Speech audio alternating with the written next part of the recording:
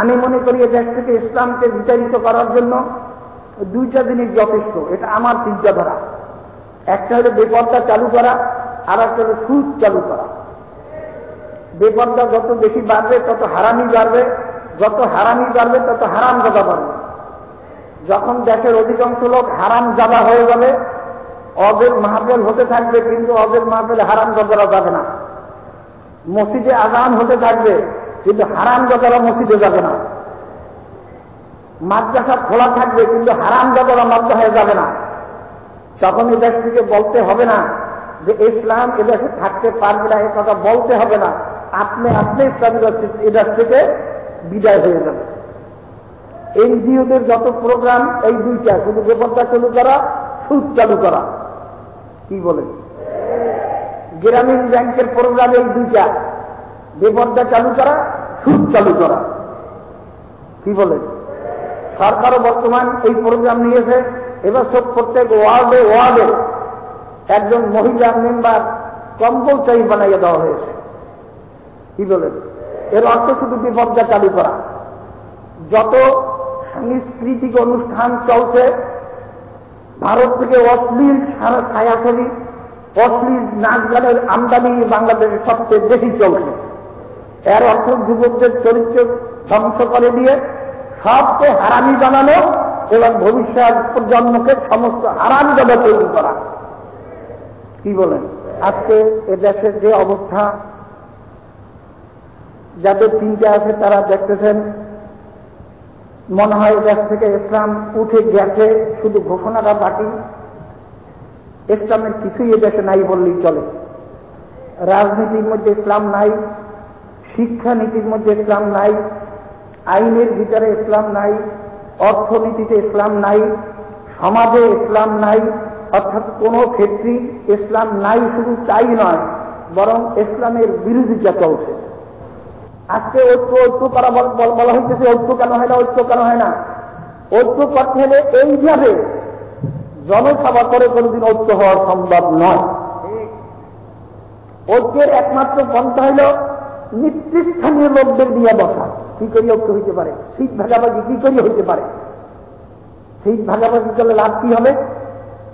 আমরা 20টা বা 30টা বা 50টা সিট পাইলাম, তাতে যে 50 জনে এমপি হবে তাদের ভাগ্যের পরিবর্তন হবে। 30-40 হাজার টাকা মাসে পাবে, গাড়ি যাবে, কত কিছু, তাদের ভাগ্যের পরিবর্তন। ইসলামের কি হবে?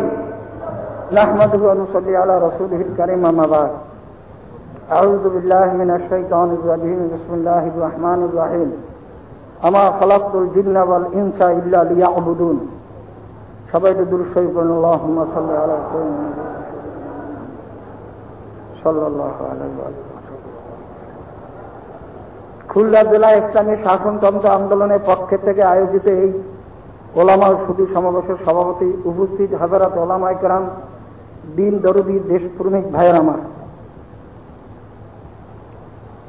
ওলামা সমাবেশ চলছে, বক্তৃতাও বহুত চলছে, কিন্তু ফলাফলের বেলায় দেখি শূন্যের কোঠায়। ফলাফল কিছু নাই বললেই চলে। আজকে এ দেশের যে অবস্থা, যাদের চিন্তা আছে তারা দেখতেছেন, মনে হয় দেশ থেকে ইসলাম উঠে গেছে, শুধু ঘোষণাটা বাকি। ইসলামের কিছুই এ দেশে নাই বললেই চলে। রাজনীতির মধ্যে ইসলাম নাই, শিক্ষানীতির মধ্যে ইসলাম নাই, আইনের ভিতরে ইসলাম নাই, অর্থনীতিতে ইসলাম নাই, সমাজে ইসলাম নাই। অর্থাৎ কোন ক্ষেত্রেই ইসলাম নাই। শুধু তাই নয়, বরং ইসলামের বিরোধিতা চলছে। শিক্ষার বিচারে পর্দার বিরুদ্ধে সমস্ত বই পুস্তক। এবছর আওয়ামী সরকার এই 7ম শ্রেণীর সমাজ পাঠের বিচারে লিখে দিয়েছে যে রাসূলুল্লাহ সাল্লাল্লাহু আলাইহি ওয়াসাল্লাম আমাদের মতোই দোষে গুণে জড়িত মানুষ। যদি কোনো একটা লোক, সে যদি চাহার দুধ গুজরও হয়, সে যদি অত্যন্ত সুফি দরবেশ হয়, আর যদি এই আকীদা রাখে যে রাসূলুল্লাহ সাল্লাল্লাহু আলাইহি ওয়াসাল্লাম আমাদের মতো দোষে গুণে জড়িত মানুষ, সে কি মুসলমান থাকবে? সে মুসলমান নাই। কাজী মানুষকে বেঈমান বানাবার জন্য, কাফের বানাবার জন্য সব ধরনের ষড়যন্ত্র চলছে। আপনারা জানেন কবির চৌধুরী সে বলেছে আজানের আওয়াজ তার কাছে বেশ্যার ধ্বনির মতো মনে হয়। এই কথা তাকে পুরস্কার দেওয়া হয়েছে, বর্তমান সরকার পুরস্কার দিয়েছে কি, তাকে জাতীয় অধ্যাপক বানানো হয়েছে। কি কথা বলেন না কেন? এর অর্থ কি, যে আমি যদি বলি যে আজানের ধ্বনি বেশ্যার আওয়াজের মতো, তাহলে আমি ভোট পাবো না, তুমি তো আর ভোটে দাঁড়াবো না, তোমাকে লাগাই দিলাম, এইটা তুমি প্রচার করতে থাকো, মানুষের ভিতর থেকে ইমানকে ধ্বংস করতে থাকো। কি বলেন? কথা ঠিক না ঠিক?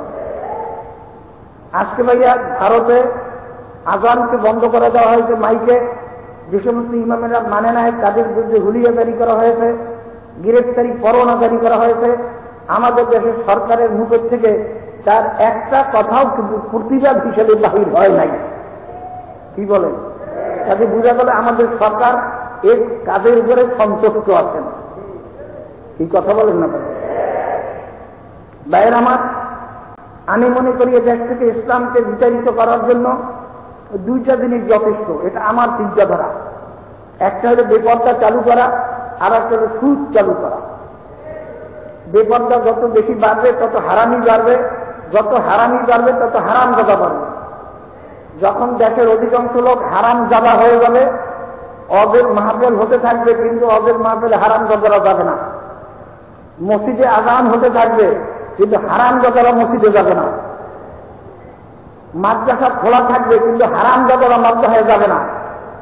তখন এ দেশ থেকে বলতে হবে না যে ইসলাম এদেশে থাকতে পারবে না, এ কথা বলতে হবে না। আপনি ইসলামের এদেশ থেকে বিদায় হয়ে যাবে। এনজিওদের যত প্রোগ্রাম এই দুইটা, শুধু বেপর্দা চালু করা, সুদ চালু করা। কি বলেন? গ্রামীণ ব্যাংকের প্রোগ্রাম এই দুইটা, বেপর্দা চালু করা, সুদ চালু করা। কি বলেন? সরকারও বর্তমান এই প্রোগ্রাম নিয়েছে। এবার সব প্রত্যেক ওয়ার্ডে ওয়ার্ডে একজন মহিলা মেম্বার কম্পালসারি বানাইয়া দেওয়া হয়েছে। কি বলেন? এর অর্থ শুধু বেপর্দা চালু করা।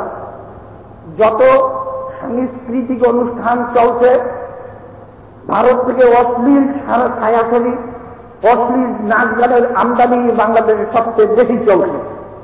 এর অর্থ যুবকদের চরিত্র ধ্বংস করে দিয়ে সবকে হারামি বানানো এবং ভবিষ্যৎ প্রজন্মকে সমস্ত হারামি জাদা তৈরি করা।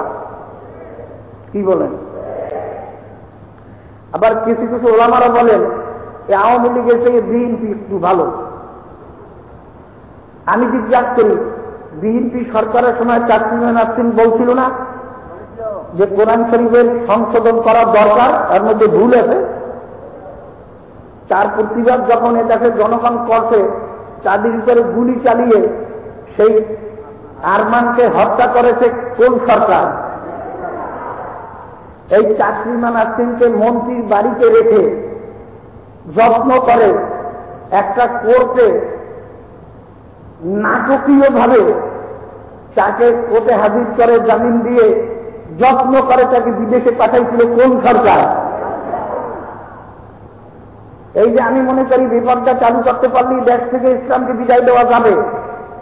বিএনপি সরকারের সময় তারই তথ্যমন্ত্রী নজমুল হুদা চৌধুরী, তার বিবি ব্যারিস্টার ফিতনা হুদা, তার নেতৃত্বে একটা মিছিল বের হয়েছিল।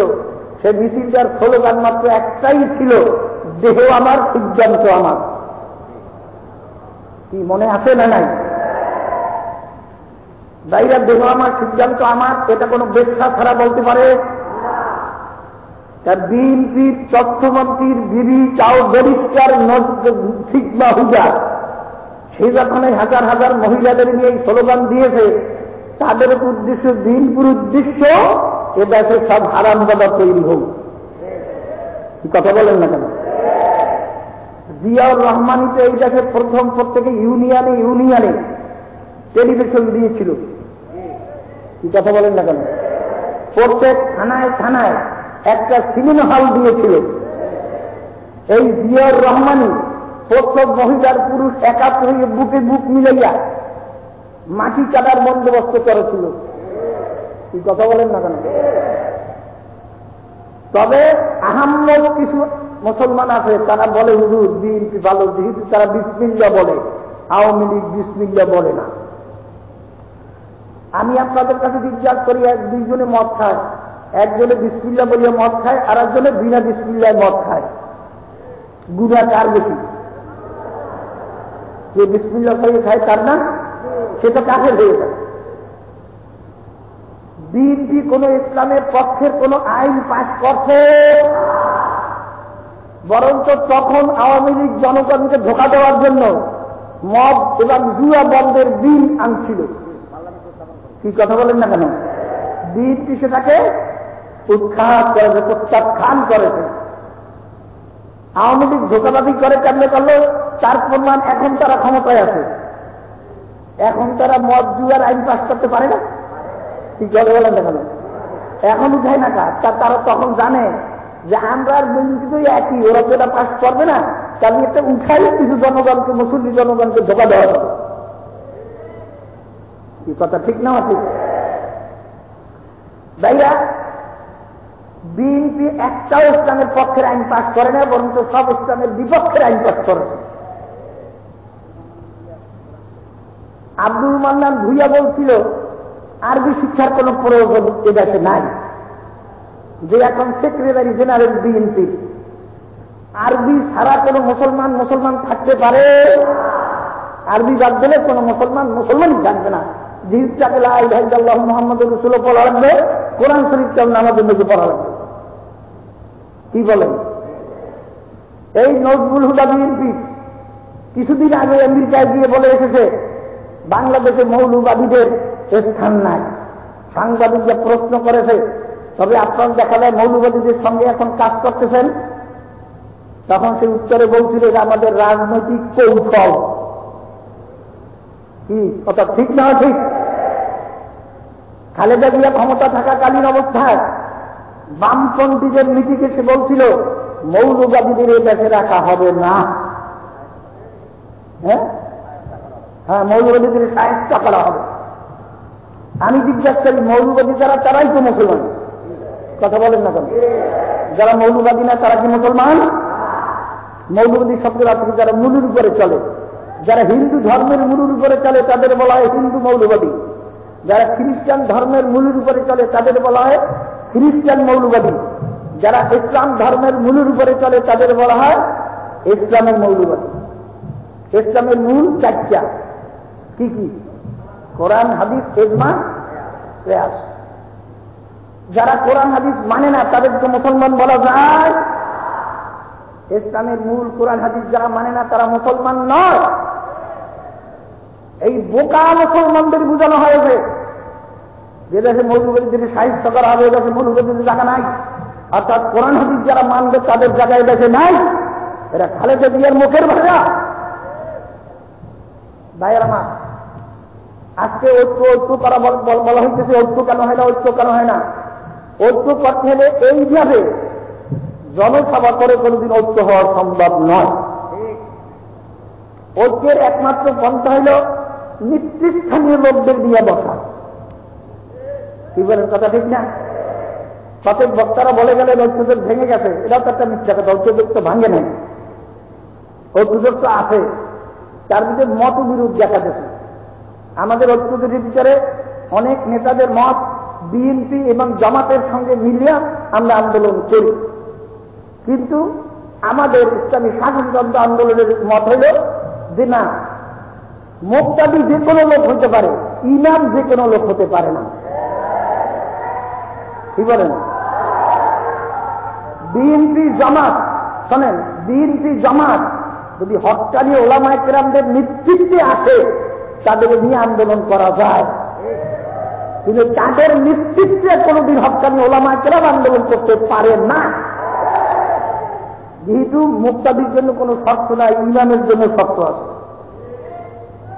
কি বলেন? কথা ঠিক না?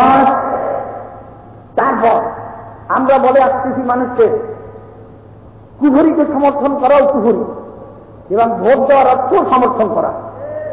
কি বলেন? আপনি একমত না? বিএনপি, আওয়ামী লীগ তাদের গঠনতন্ত্রে আছে সর্বভৌমত্বের মালিক জনগণ। এটা সব কুফরি। সমস্ত ক্ষমতার উৎস জনগণ, এটা সম্পূর্ণ কুফরি। আইন দেওয়ার মালিক জনগণ, এটাও সম্পূর্ণ কুফর। এদের ম্যানিফেস্টোর থেকে, গঠনতন্ত্রের থেকে এই তিনটা জিনিস বাদ না দেওয়া পর্যন্ত এদের ভোট দিতে গেলেও সে কাফের হবে। কি বলেন?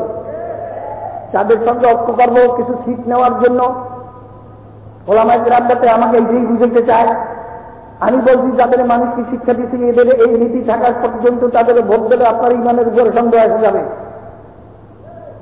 কাজে এদের নীতি না ছাড়া পর্যন্ত এদের লোককে কোন মুসলমানকে ভোট দেওয়ার জন্য বলা যাবে। কি করে ঐক্য হইতে পারে? সিট ভাগাভাগি কি করে হইতে পারে? সিট ভাগাভাগি করলে লাভ কি হবে? আমরা 20টা বা 30টা বা 50টা সিট পাইলাম, তাদের যে 50 জনে এমপি হবে তাদের ভাগ্যের পরিবর্তন হবে। 30-40 হাজার টাকা মাসে পাবে, গাড়ি বাড়ি যাবে, কত কিছু, তাদের ভাগ্যের পরিবর্তন। ইসলামের কি হবে? এ দেশে নিজাম ইসলামের একবার প্রধানমন্ত্রী হয়েছিল, কি জানা আছে আপনাদের? চৌধুরী মোহাম্মদ আলী প্রধানমন্ত্রী ছিল না পাকিস্তানের? সে নিজাম ইসলামের না, কিন্তু ইসলামের কিছু করতে পারছে? কিছুই করতে পারে।